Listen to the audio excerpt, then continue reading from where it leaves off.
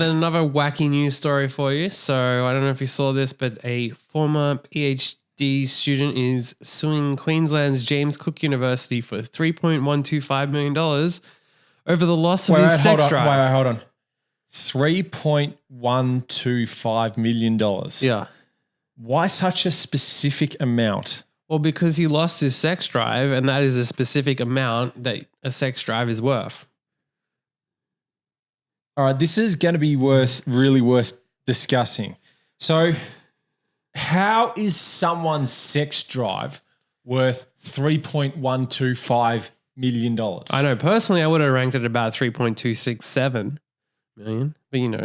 But, not to be pedantic about figures and numbers. How can you put a price on your sex drive? I feel like if you're going to be specific, you've also got to go down to the cents. Like, what about 33 cents? Like, you may as well 72 cents. You may as well say what was it? 3.125 million. So that's 3,125,000. You may as well $636.73. Exactly. You may as well say it's your sex drive is worth $4,374,242.91 or something.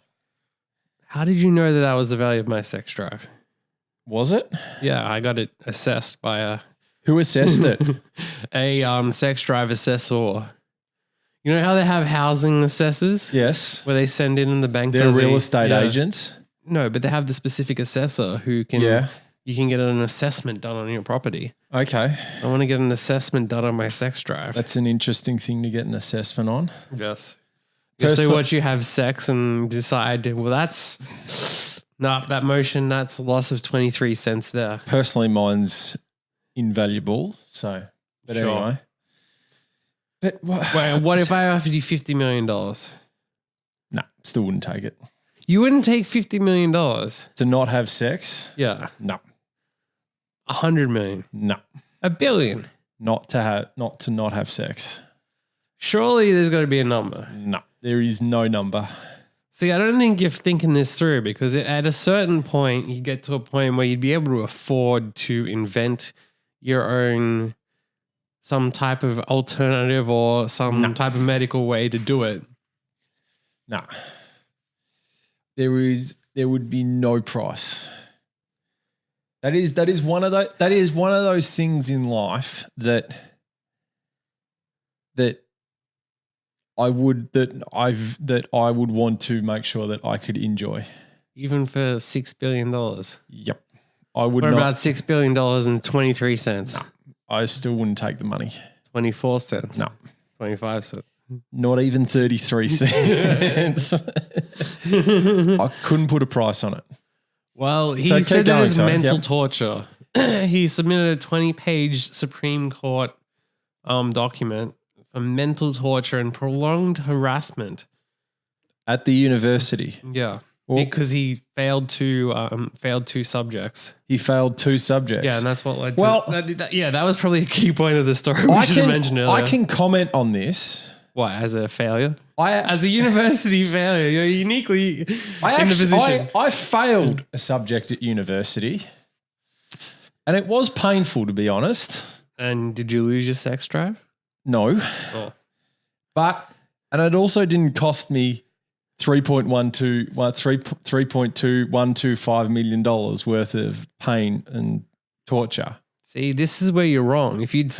It's now too late for you to sue by publicizing that information. Well, now that you've got this information, anyway. You could have publicized and sued them. And I actually learnt a lot more from that failure, to be honest. It basically said you need to get off your ass and actually do something instead and do a little bit more work. Yeah, but see, the difference is that this guy actually expected to pass, whereas you're just a bum who expected to fail. I am not a bum, thank you very much. Yeah, well, that's why you still had your sex drive after failing a subject.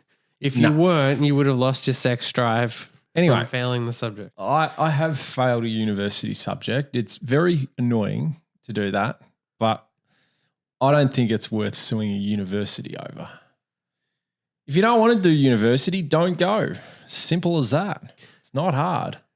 Well, we have a fantastic quote from him. Yep. I'm no longer wanting to be on the bed, to share bed with my partner.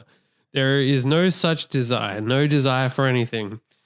It has stopped my sex life. I have no sex drive. There is no stimulation in my organs.